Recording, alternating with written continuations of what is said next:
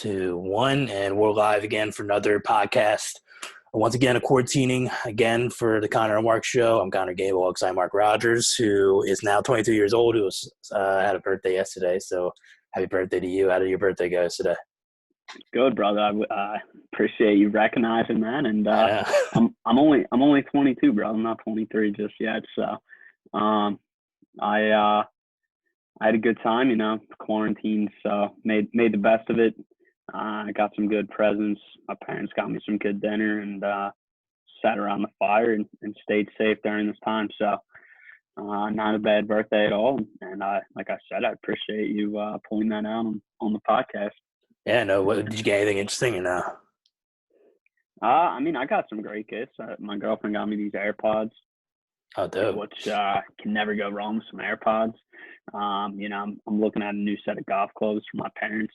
Still waiting to get fitted for those. And then my sister got me a nice little gift from Barstool. I got a hat and a shirt with the Spitting Chicklets logo on it. So yeah, dude, not a bad birthday at all, and some pretty good gifts in them for the birthday. So Well, yeah. hopefully the gifts keep on giving. Hopefully sports will be back sooner rather than later. So, Oh man, yeah, I miss it. that would be a great birthday wish if that came true pretty soon. Yes. So I'll go over the last 24 hours in sports, especially with the NFL. NFL has been the only sport that's really been dominating the news lately. So according to Rap Sheet on Instagram, veteran LaShawn McCoy said he was open to the idea of returning to Philadelphia. We'll see if that feeling is mutual in the next couple of weeks. According to Mike Florio, Dak Prescott reportedly won't take part in the Cowboys' virtual offseason program unless there's a long-term contract that is agreed in place. And what else is there? Kirk Cousins says that it would be refreshing if they had to play NFL games without fans in attendance with the upcoming season. That also with Dak Prescott, he has refuted the report that made by TMZ that he had hosted a 30-plus guest party during the quarantine that is going on in Texas due to the coronavirus. Joe Mixon is prepared to, quote, hold out if the Bengals and him cannot agree on a long-term deal. The Falcons, have been quoted poised to move up in the draft next week. They are looking for guys maybe on the defensive side of the ball, like a C.J. Henderson or Javon Kinlaw. O.J. Howard of the Tampa Bay Buccaneers have reported to be on the trading block, according to Michael Lombardi. And also one of the bigger news today with the NFL, while the NFL is still hopeful to have a normal season with fans in the stadium at the time, they are weighing their potential options, which includes a shortened season and or no fans in the stands per Mark Mask. So there seems like there's going to be planning some going on for the upcoming season with that. And also later today, there's some reports going around that the Browns and Vikings were talking a trade with Odell Beckham Jr. For a second and fifth round pick, but that has been said to be false, according to a Brown source to Mary Kay Kabat, who is a beat writer for the Cleveland Browns. So that's really the news that's going on today. A lot of stuff for the NFL as the NFL draft is going to be coming up soon, and also with our live stream that we're going to be doing next week. We're going to hopefully do some sort of live stream. We'll probably put it on our social media, hopefully sooner rather than later. But next week will be Thursday. I believe the draft starts at 8 o'clock. Hopefully we'll get coverage started underway around 7:45. So it's going to be pretty exciting with the draft coming up. Yeah, in regards to the live stream, we'll definitely have more information on that, and we'll definitely get that across to you as we're in the works of setting all that up. But from the top news, like you said, really dominated by the NFL and deservingly so. Just not a lot of stuff going on due to the pandemic. But yeah, man, we have the mock draft 2.0 coming up today as well, and we'll definitely dive into that. But I thought the OBJ trade was pretty interesting. But like you said, it was false indeed. I don't really see them moving on from OBJ after 1 year. They're definitely going to try to establish a relationship with him past the year. They definitely see a lot more in him. And with Baker Mayfield, they feel like they can get the job done in year 2. So I don't see them. I didn't really see that as a real thing, but definitely is interesting. Definitely gets a lot of clicks from viewers and NFL fans all around the world. So Yes, yeah. And speaking of a lot of clicks, there was a tweet last night Jay Glazer on a show that's going to be tonight, 11 p.m. Eastern time. I think that he said he has a big announcement going on. I'm surprised that this is a big announcement and he's holding on to this for almost 24 hours. It seems like if it was this big of an announcement that he'd get it out as soon as he could. But it seems like this is bigger than this just for the NFL. It may have something to do with it. There may be something with the NFL with that report that I alluded to before, saying that they are discussing, a shortened season or a season with no fans in it. It seems a little early to project that, but I know those discussions are going on now, as I think that we're probably 2 months away from scheduled OTAs. I think it'd be around July. It would be around, but this is definitely a conversation the NFL are having. It's gonna be interesting to see if what Jay Glazer has in store for tonight and what kind of news he's gonna be breaking.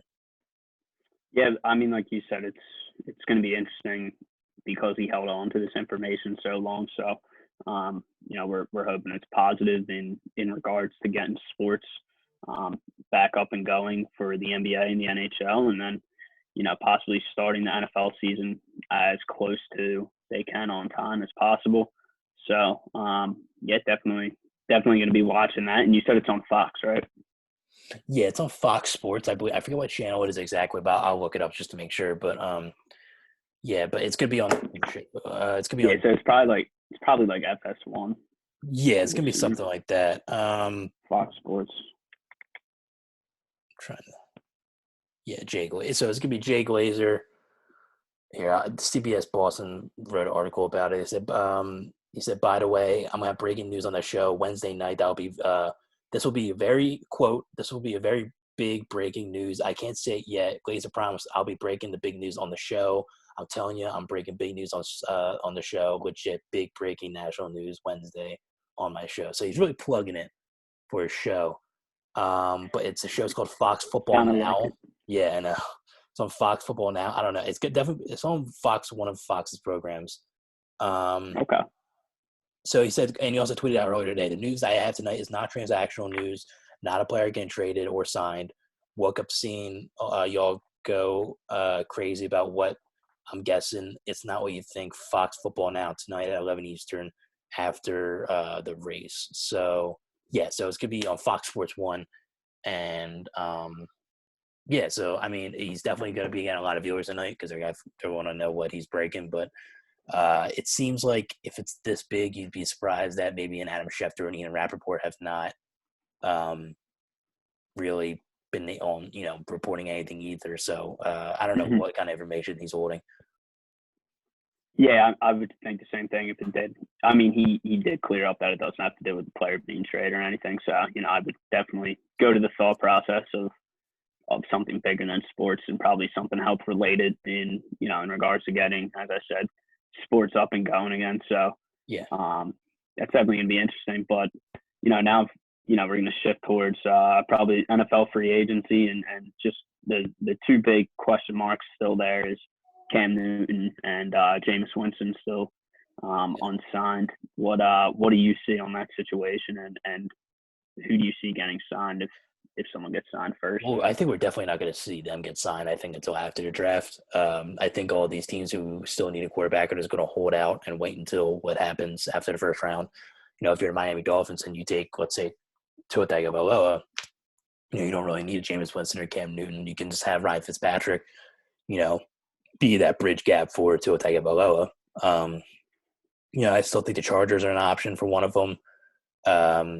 Patriots is still an option. They do not, I think, have a formidable quarterback that can start. They right now they have Brian Hoyer and Stidham, the second-year quarterback. So a lot of inexperience there, and this may be a year that they may just say we're just going to stink and hopefully we can get the first pick next year and maybe take Trevor Lawrence. But there's still some openings around the league.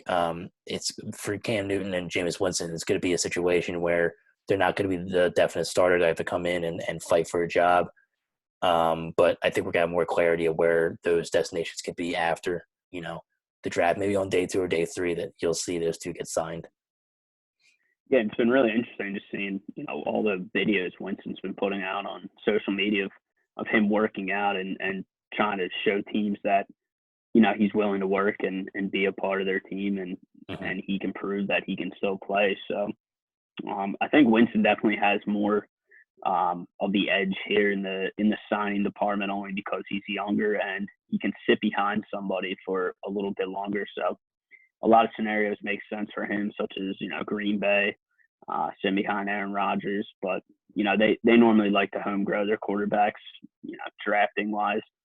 The Steelers make a lot of sense for Winston. So Yeah, I mean, that's an interesting scenario because Big Ben is still away. He has 2 years left on his deal. He just signed an extension. mhm, I think their quarterback style is pretty similar.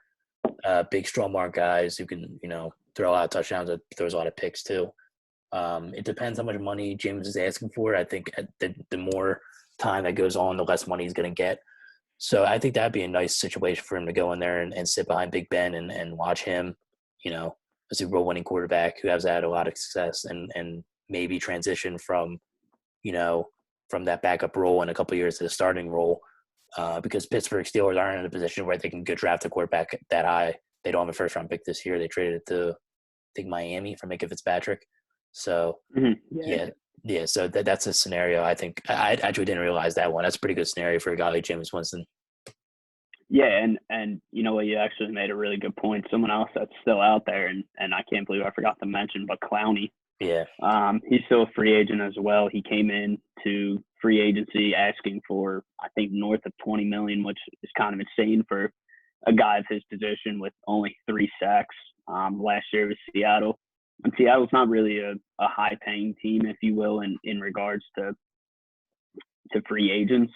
He's more of a rental player from the Texans, and then they were going to decide what they were going to do with him. But obviously, like you said, the longer you wait, the more your price tag goes down.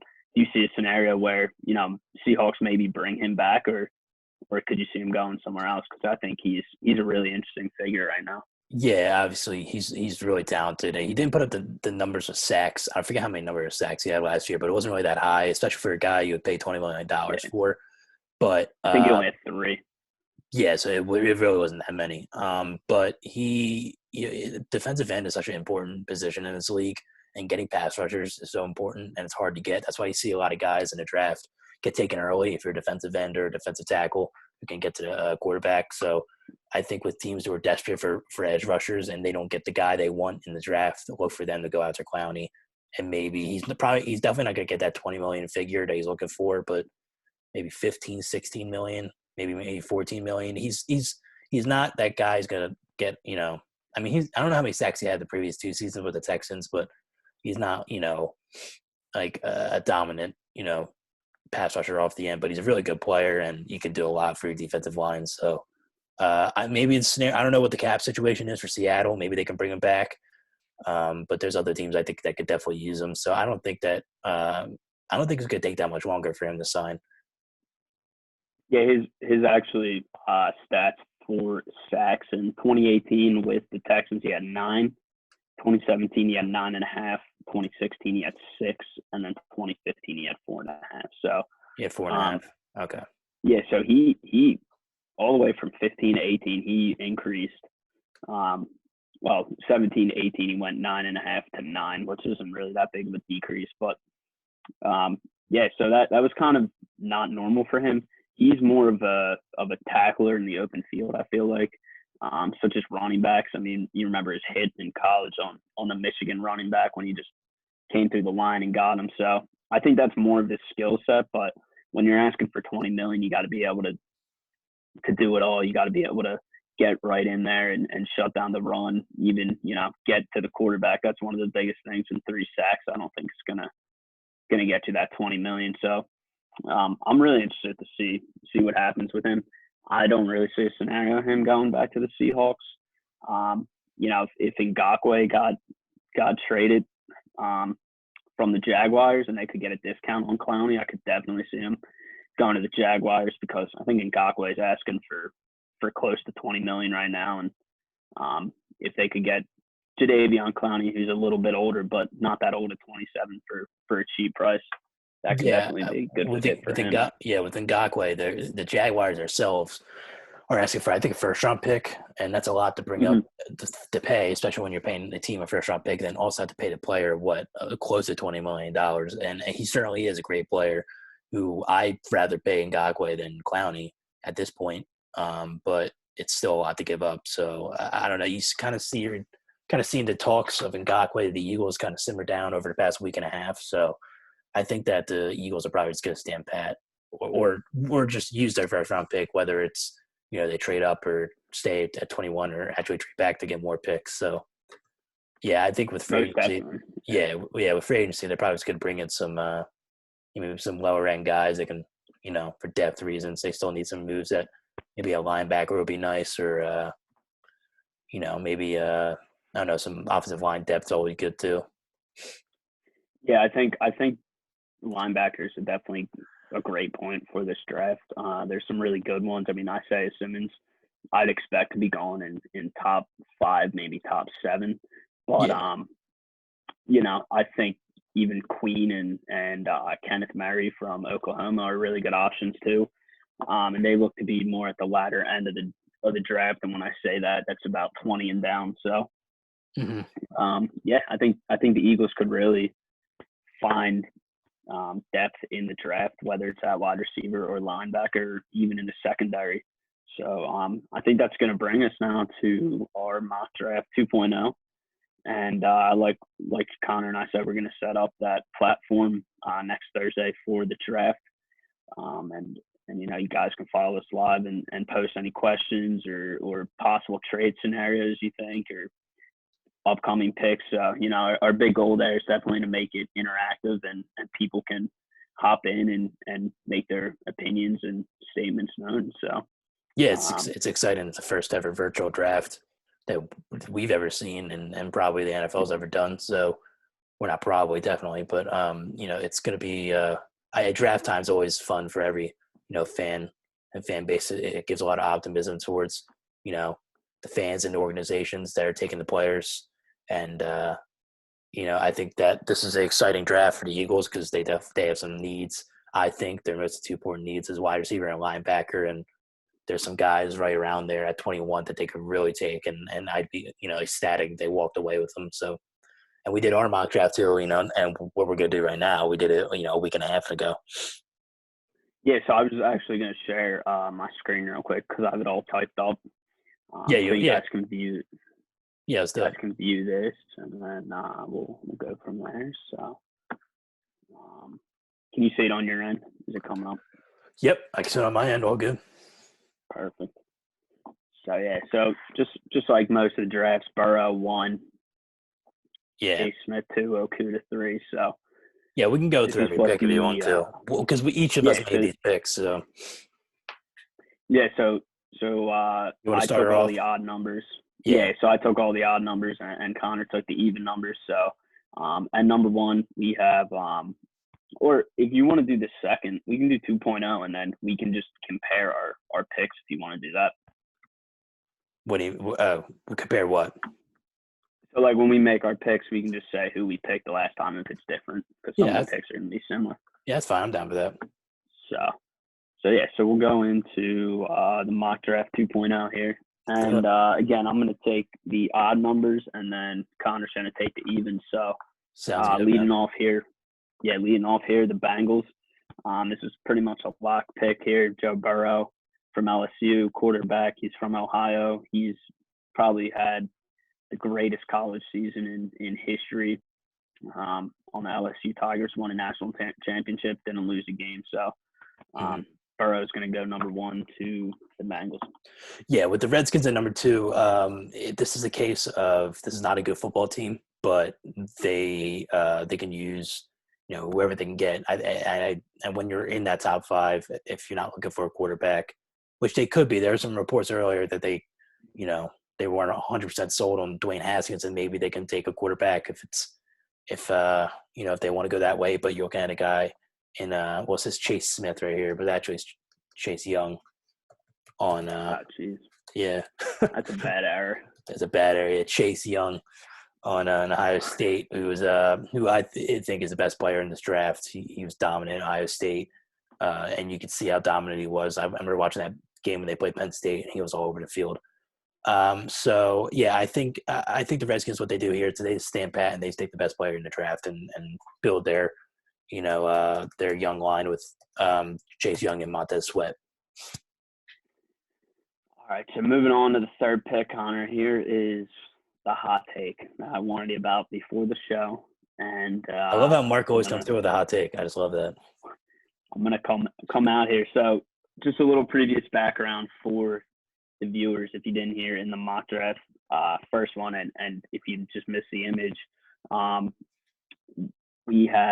projected Justin Herbert going at 5 to the Dolphins before Tua, but I'm going to switch it up here, and number 3 going to the Lions is going to be Tua Tagovailoa to the Detroit Lions. So so you're going to switch it up, eh? Okay. Yeah. So there's some logic behind this. So I have Tua going to the Dolphins because a lot of talks right now is surrounding if Tua is healthy or not, if he's really ready to go, if that hip's fully healed. And listen, the Lions are struggling on the defensive end. I get that, and Okudah would definitely fill that cornerback secondary need for them. Mm-hmm.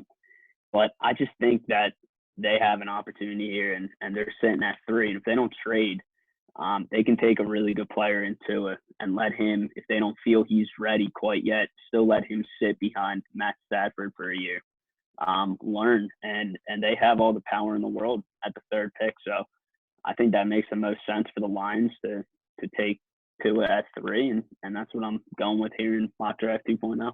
That certainly is a hot take. I think there's a lot of talk of, teams thinking the safer options, Justin Herbert with all the injuries of Tua Tagovailoa is obviously really talented.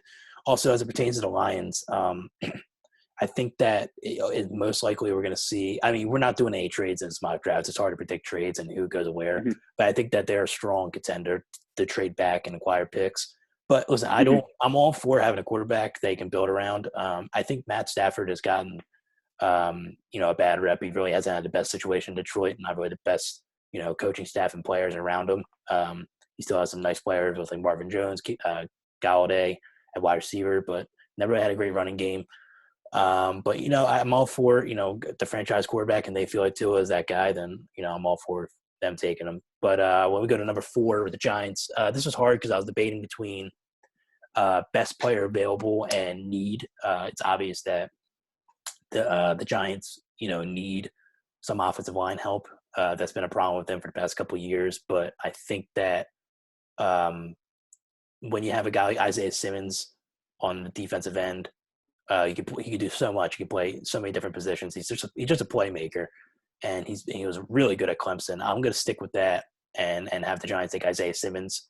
I don't care where you throw him. He looks like he's going to be a playmaker right away.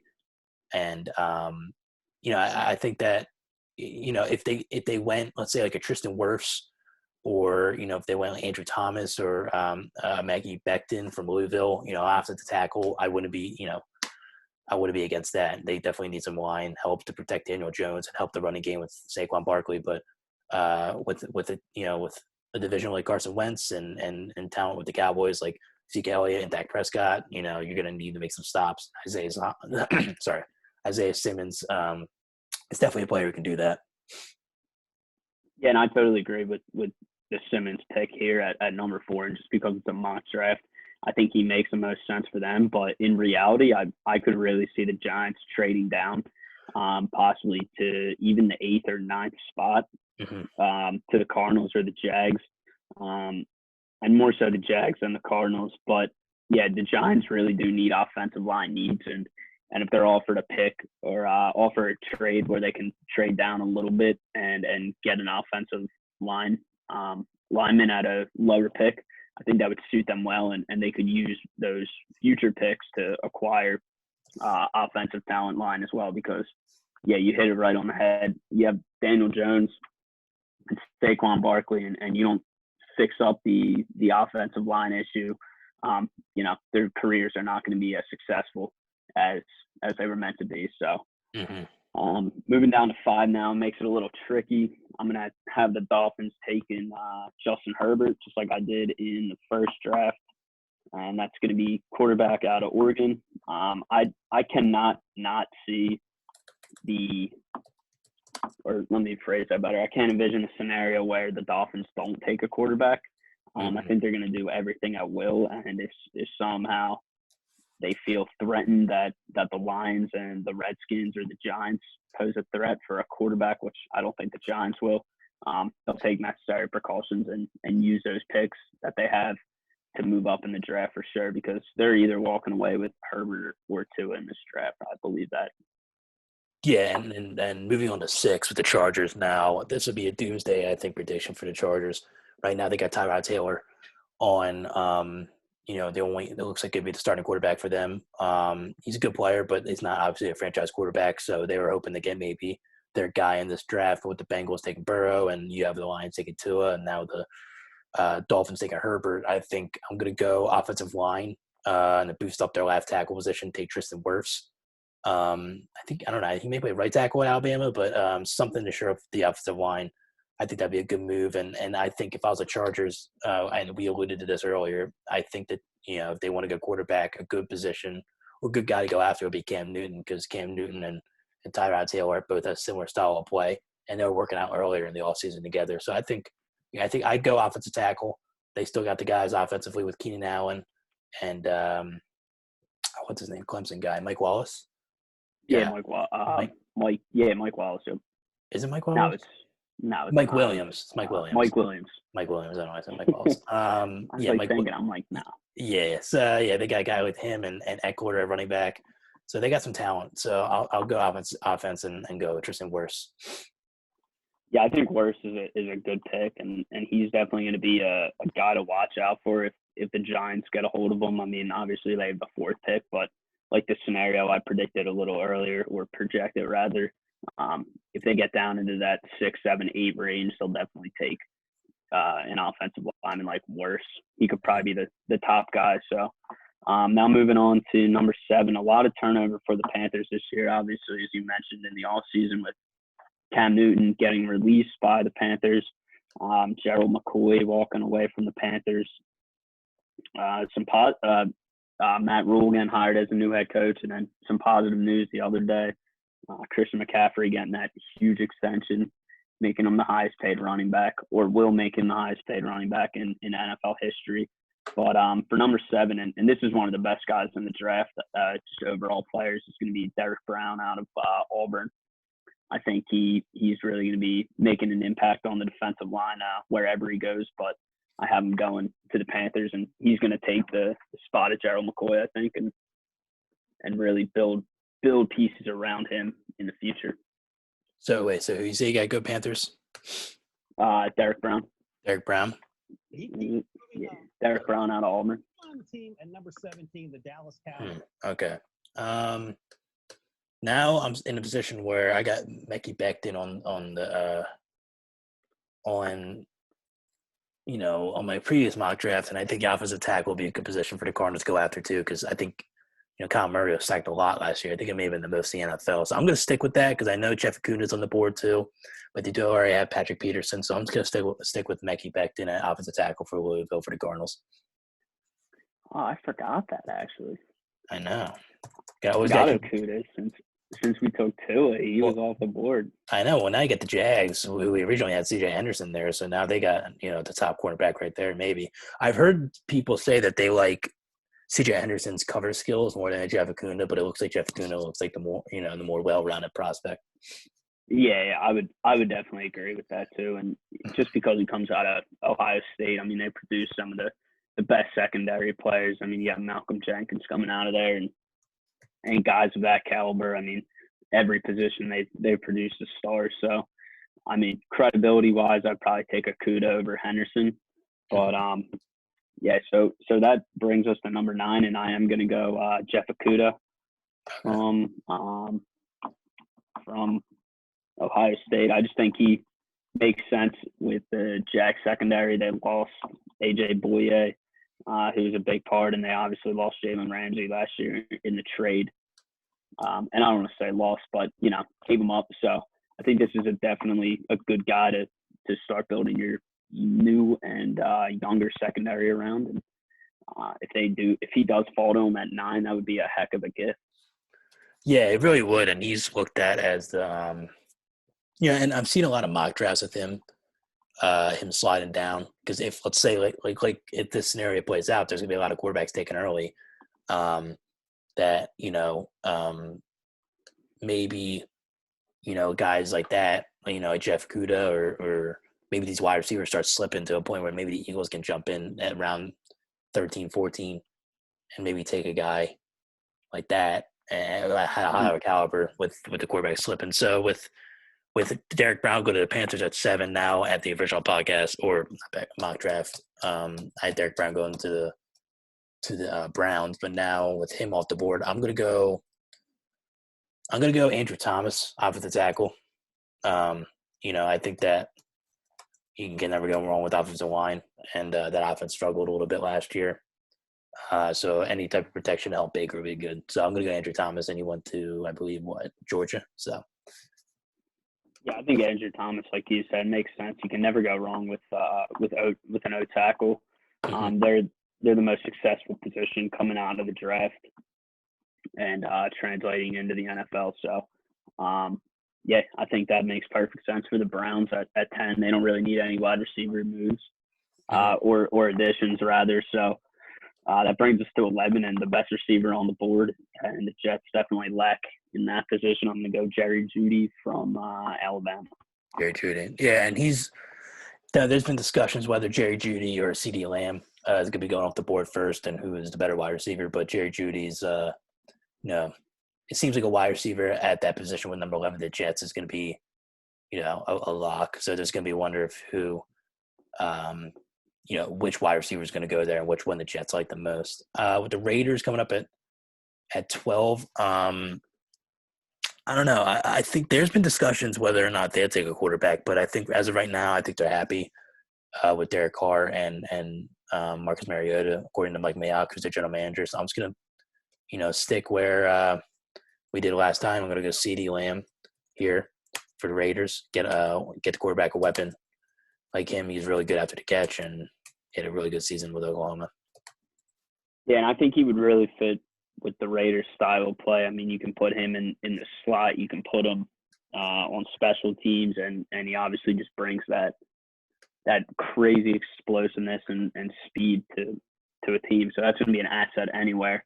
Mm-hmm. Now moving to 13, the 49ers, they traded this pick with the Colts for DeForest Buckner, and now they get that nice pick at 13 and losing Emmanuel Sanders over the off season. They're going to be looking, I think, to add some wide receiver depth here, and there's a lot of it in the draft. And here I'm going to go with Justin Jefferson at 13. Really? Wow. The 49ers. Yeah.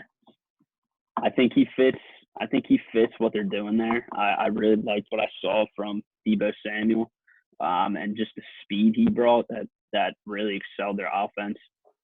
Passing game to the next level. I mean, you have a guy in there, Kittle, that can really get it done in the dirty areas. I think Emmanuel Sanders was a product of the speed game, just a little older, and I think Justin Jefferson is a spitting image of an Emmanuel Sanders, and I think he would fit perfectly with Jimmy G there in San Fran. Yeah, and I mean, I'd be shocked if Justin goes that high. He is really, he looks like a guy that can be right around the 21 with the Eagles. Looking for him to go. It depends. I've seen a lot of different mock drafts and opinions of where he might go. It fluctuates anywhere from from early as 13 to past 25 or around 25. So, but he's really locked in at 21, and if he goes there, I think that's really going to shake up the draft. The Buccaneers, I think that if I'm looking previous, what did they have him at last time? We had him at Andrew Thomas going off the tackle. So I'm still going to have them go off the tackle, but I'm going to have them take Jedrick Willis. Brady's coming in. He's going to need some guys to protect him. He already has the guys on the outside like Mike Evans and, like Chris Godwin. So I think that bringing an offensive tackle to help block for Brady will be a good idea. Yeah, I think the Bucs, like you said, they have a lot of obviously wide receiver weapons with Mike Evans and Godwin, and then they have a pretty steady running game with Chris Orr's name's Jones. So I think an offensive tackle would definitely serve them well. Now coming to the Broncos, they definitely do need help at wide receiver, but I think that's not their top need at the moment. Like a lot of other teams who start getting past this 15 and below mark, I really feel here now the elite guys are off the boards other than Henry Ruggs at the wide receiver position. But I think they're going to go cornerback here, and I would go C.J. Henderson to the Broncos, only because they did lose Will Parks to the Eagles this year, and they're gonna need someone to step into that cornerback role and start to man that secondary for him. So I'm gonna go C.J. Henderson here. Yeah, and that was a guy I was considering for the Falcons. The Falcons at 16 are a team that it was been rumored to maybe trade up, which we brought earlier in the podcast. But this one guy, I think, for them defensively that they love to get, and his name is Javon Kinlaw. Is it Javon Kinlaw? I believe it's Jason. Is it Jason? Is that who you're thinking of? Is that who you're thinking of? No, it's Javon Kinlaw. No, Javon Kinlaw from South Carolina. Yeah. My bad. I'm thinking of Calaban Jason. Yeah, no. Yeah, so I'm going to go to, Javon Kinlaw, defensive tackle, and they need help defensively. I think anywhere from the defensive line, edge rusher, secondary would help for them. They definitely have a really good offense with Matt Ryan, Julio Jones, Calvin Ridley, and they brought in Todd Gurley. So, I think they may have to trade up for him. We'll see how the real draft goes next week, but he's definitely a guy that would the Falcons would love to get at 16. Yeah, I think that would be a good pick for the Falcons, and again, they're not a great football team. They're going to need help in a lot of areas, but starting on the defensive side of the ball and D tackle, always can help. So now moving down to 17, we have the Cowboys, and the Cowboys are interesting because they had their starting center, obviously, as we announced on the podcast, retire just a few weeks ago. Byron Jones departing for Miami with the big free agency deal. And now some drama going on with Dak Prescott and all that going on. But I think, their secondary is going to be their main focus here. And I think they're going to want to address that. And I see them taking Xavier McKinney from Alabama. He's a safety. So I think he would be a good start for them. And Alabama's secondary players normally always turn out positive for football teams. So yeah, that was a guy that I think the Dolphins would have loved to have. They definitely need talent everywhere, but a young secondary guy put in with Byron Jones and Xavier Howard, that would have been really good for the future for the secondary. So I think at this point, I'm surprised this guy's fallen this far. It's not one of the most glaring needs, but they are a young team. So I'm just going to go Henry Ruggs and slip him in there. They got one of the only really good players they have is last year was Devontae Parker, and, have a young quarterback and as much weapons as he possibly can. So I still think they have another pick later in the draft. They didn't want to go running back and try and round out the offense. But Henry Ruggs and Devontae Parker would be a great tandem at wide receiver for them. Yeah, I think Henry Ruggs, like you said, if he falls that far, you got to take him at that point. It's kind of best player on the board there. So that's definitely a good pick for the Dolphins. Now moving into 19, previously we had T. Higgins and CeeDee Lamb going to the Raiders. I definitely don't see them taking two wide receivers in the first round, just because pretty unlikely that a team would do that. So, I really think the Raiders, again, another team that has a lot of needs, and they have two first-round picks. So, definitely would be useful. But for them, I could definitely see them taking definitely someone in the secondary, and I'm going to go Trevon Diggs here from Alabama. He's a cornerback, and like I said, they need to address a lot of needs. They have Jonathan I forget his last name. I think is it Abraham Jonathan? I forget. He's a rookie, but he's a really good player for the Raiders. And and a guy like Trevon Diggs back there with another young cornerback, I think they could start building that secondary pretty strong and with a good foundation. So Yeah, and so moving on, with the Jaguars, I'm trying to think because we had them take a wide receiver early on. mm-hmm. Yeah, so we had I'm him pretty take. sure. No, never mind. We actually had Jeff Okunda fall to him, which would be awesome. So, this is gonna be a bad team. I think next year. I think they're gonna have Gardner Minshew start, and I think this is gonna be one of the teams that are gonna be tanking for Trevor Lawrence. But I'm still gonna have that. I'm gonna have them go defense. I'm gonna have them go edge rusher. I'm gonna have them take Clavon Chasen from LSU. So, and then you can't go wrong with edge rushers. So I'll take LSU's Clavon Chasen here at the Jags. I figure Yeah, I think that's I figure out how to spell his name though. Yeah, I think that's another good pick for a team like the Jags. I mean, you have Ngakoue, but the future doesn't seem too certain with him. And if you have a chance where a guy like Chason falls to you down in the 20th pick from LSU, who had a pretty good season last year, I think you take him. So now moving on to 21, and this is a big pick here here in the city of Philadelphia. I know the big consensus has been a wide receiver at this pick, but kind of like the Broncos pick. In regards to the Eagles, it's wide receiver is a need for the Eagles. Obviously, it's probably their top need, but I feel like this wide receiver class is so deep, and you can get someone in the second round.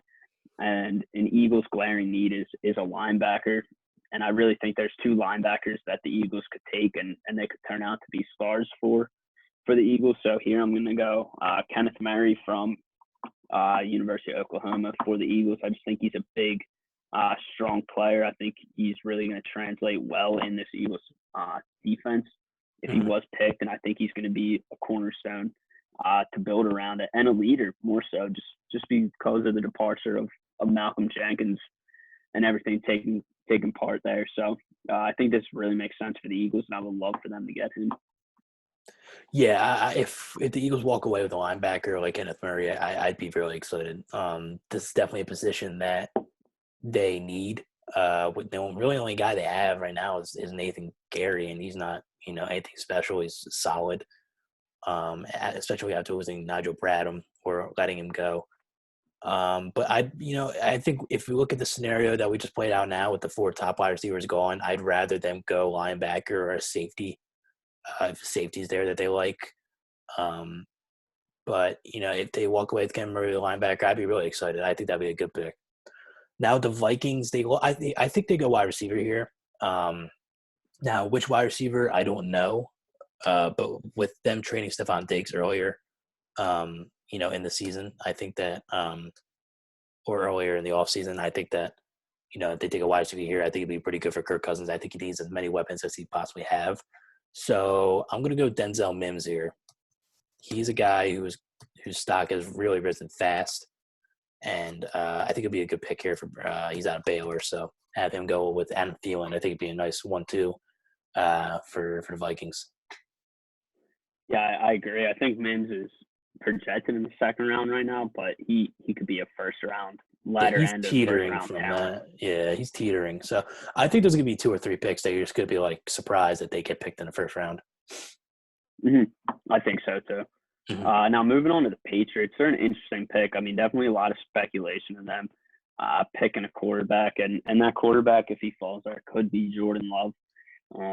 But in Bill Belichick's tenure, he's never picked a quarterback within the first round. The highest he's ever picked someone was second round, Jimmy Garoppolo, and then Brissett in the third round. So I really don't see the Patriots in a scenario like this getting a quarterback unless it's a guy that they are in love with, such as a Tua or a Herbert, and they possibly trade up.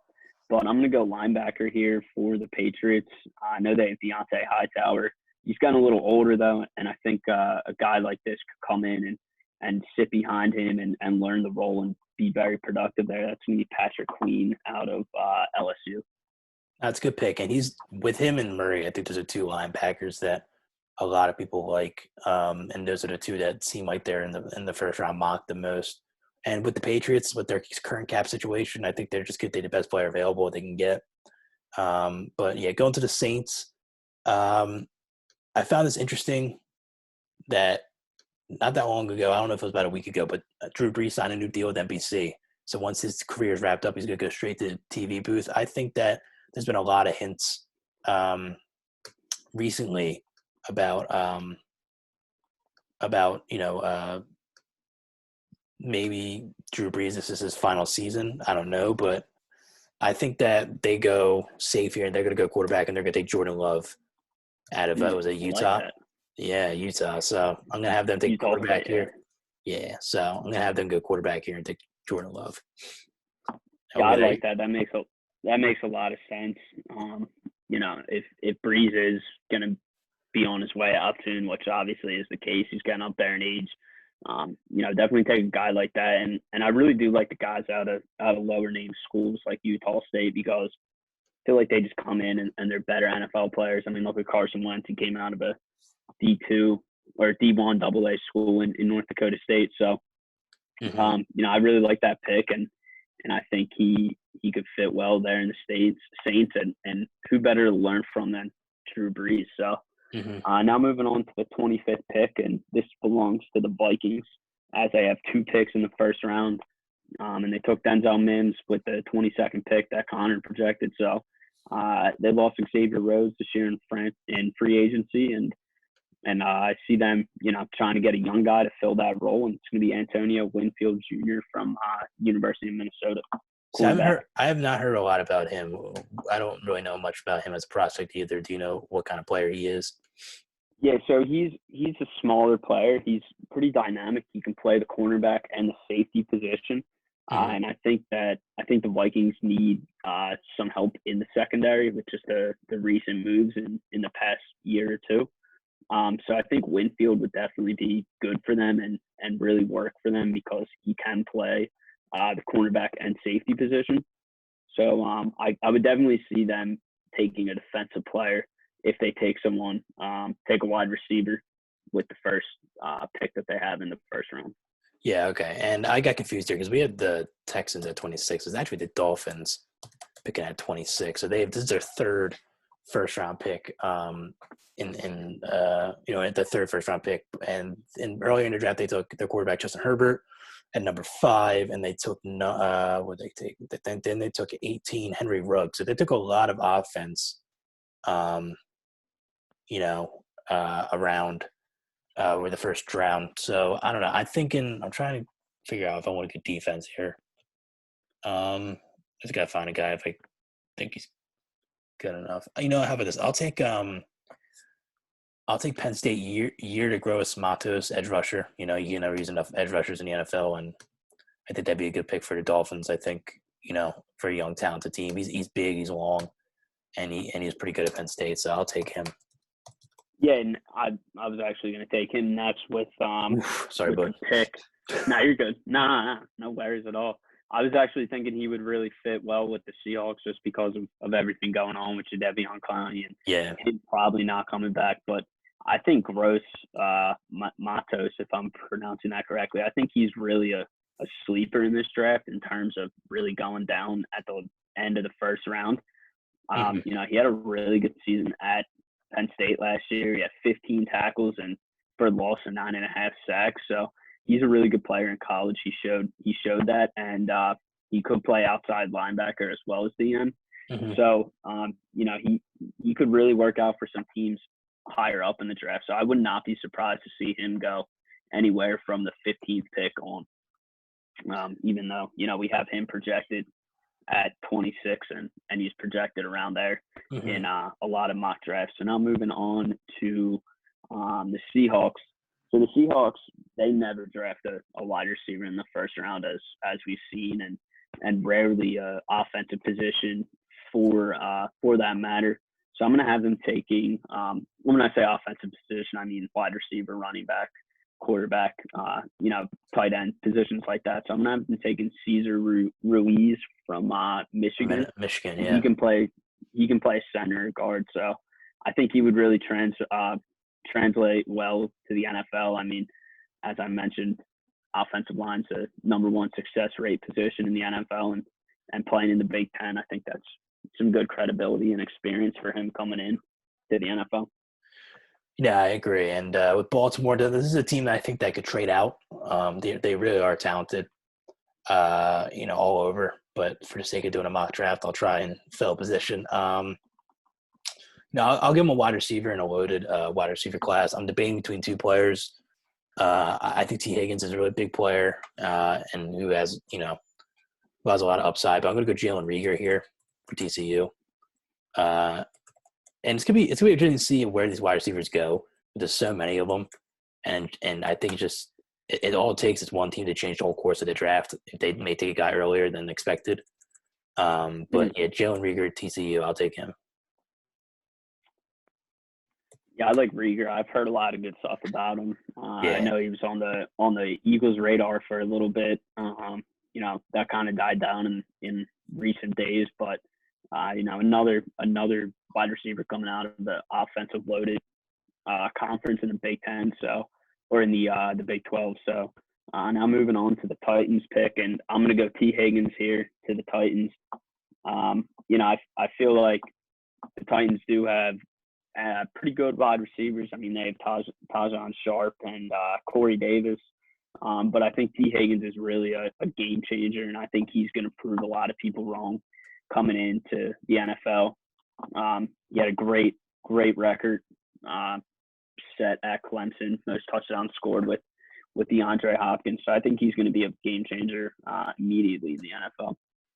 All right. Well, with the Packers at 30, I think this was a scenario where if Jordan Love actually ended up slipping to 30, that there's a scenario where they take him and do the same thing that Aaron Rodgers did with Brett Favre and sit out for like a year or two and weren't under him. But with this, I'm going to go Josh Jones from Houston, offensive tackle. Most important thing to do is protect your quarterback, and he's a guy who's right around the 20-25 mark or 25 to 30 mark with the draft board. So that'd be a nice pick for the Packers. Yeah, and the Packers have a really strong O-line already, and I think that Aaron Jones, great running back, and I think to build it is only going to add to their success. So moving to the final pick in the draft here now, and to the second to final pick with the 49ers here. I'm going to go another offensive tackle for them. It's going to be Austin Jackson out of USC. I think he's really useful for a team like this in the 49ers because they really love the run game. And they really have the defense put together really well with Bosa and guys like that. Good, solid secondary. They have the quarterback in Jimmy G. They're going to get their wide receiver here with the 13th pick, possibly from the Colts. So I see the O tackle being a good pick here, and that's Austin Jackson from USC.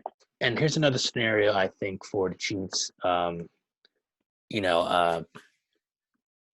They're one of the teams that can actually trade back into the second round because they only have 5 picks, one pick in each first round.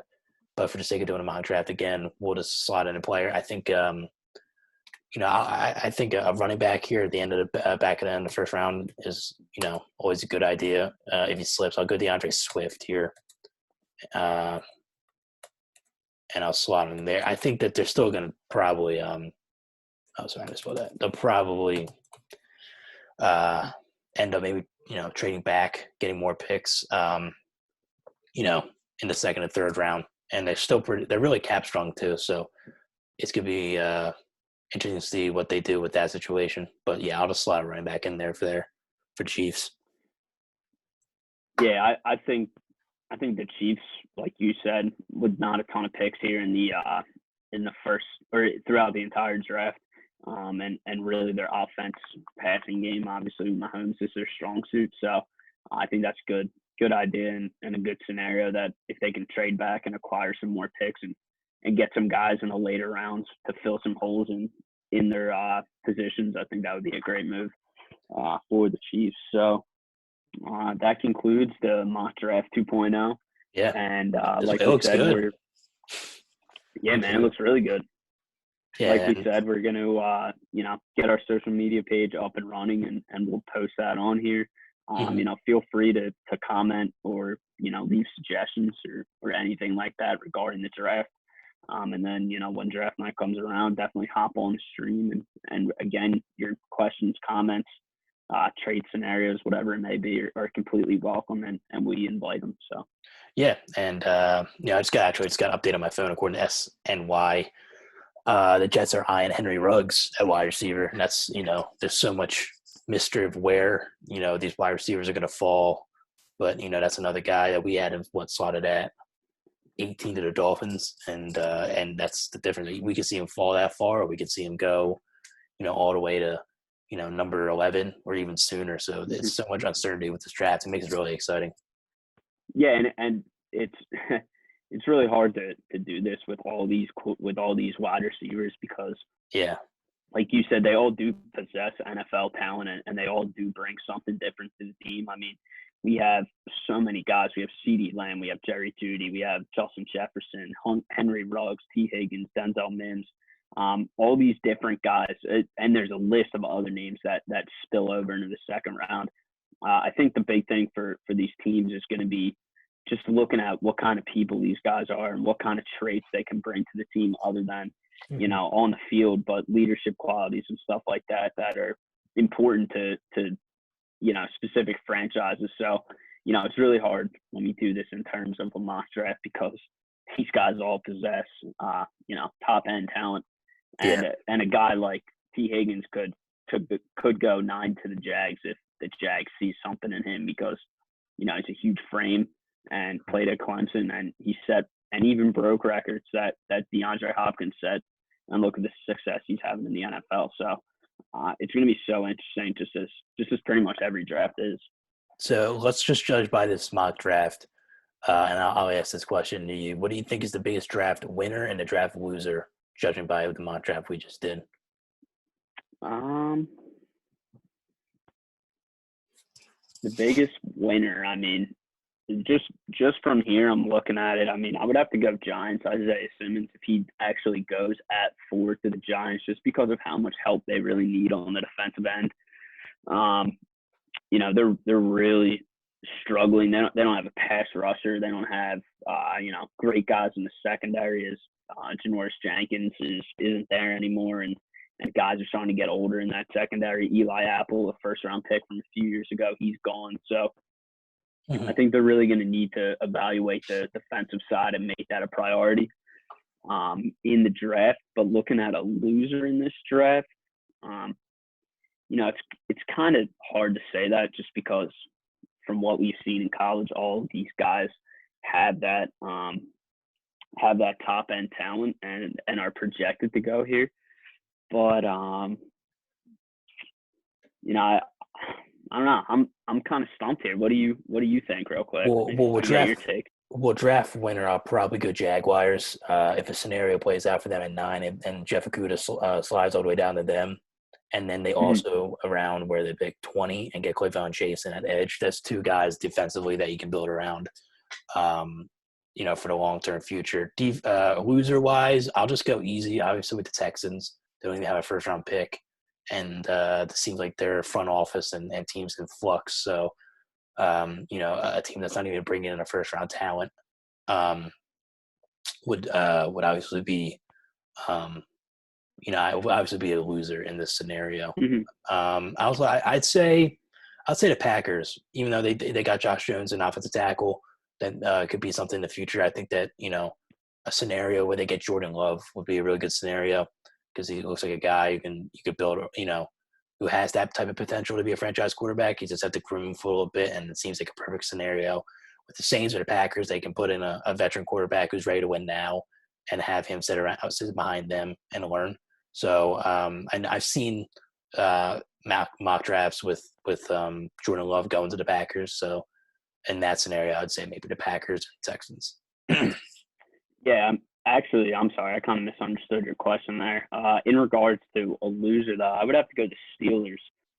Just again, because they don't have a first-round pick, and their quarterback's getting a little bit older. They don't have a lot of depth on the outside. I mean, they have Juju, but after Juju, it's a pretty big drop-off. So, I mean, they could definitely use a wide receiver here in the first round if they had a pick. I'm not too sure where they're picking in the second round. But like I said, so much of this wide receiver depth does spill over to the second round, so they could find a guy in there.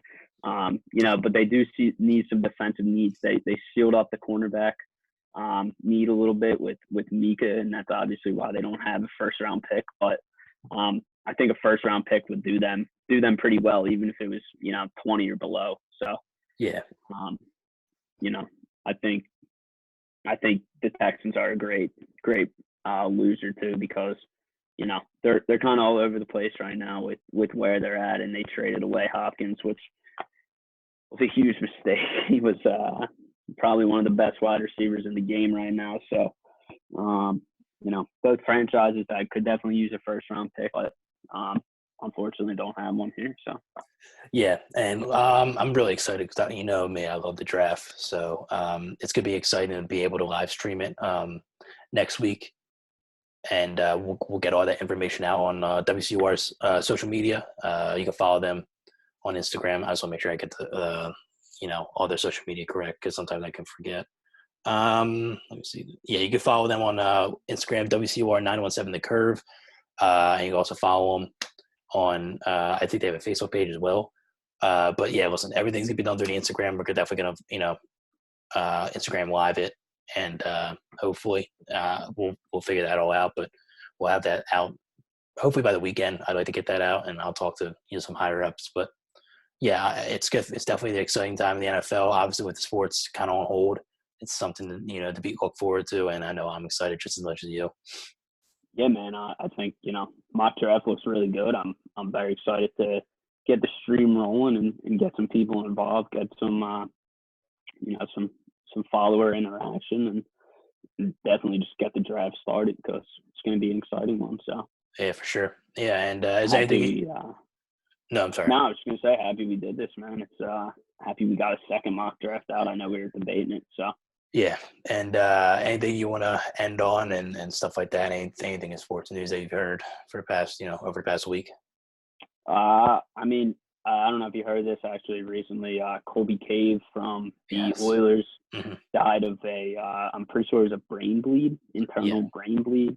So just want to recognize that and keep his family in your thoughts and prayers. I mean, that's so tough. He was 25 years old, coming up in his NHL career, really promising young player. Just a really unfortunate chain of events that left him losing his life and during this tough time. And it's really tough to hear, I'm sure, as a family, and he had a wife and everything. So keep him in your prayers, and just relation to sports and the virus. I hope everybody stays safe, but would love to see seasons resumed as soon as possible. Yeah, and that's obviously some sad news that shocked the hockey world. So yeah, and there's a lot of stuff going on about whether a season will continue or not continue. There's still discussions going on, nothing really new, but as soon as we find out, we'll definitely try and get an instant reaction if there's any big news going on with the NHL or the NBA, or whether or not the MLB will start their season soon. But for sure, this a crazy time right now. But hopefully, sooner rather than later, we can go back to normal. And get some type of normal resemblance. So, I don't really have much to say, but hopefully next week we'll live stream the 2020 NFL Draft. I'll be live from Roger Goodell's basement. but until then, alongside Mark Rogers, I'm Connor Gabe, and we'll see you guys next week.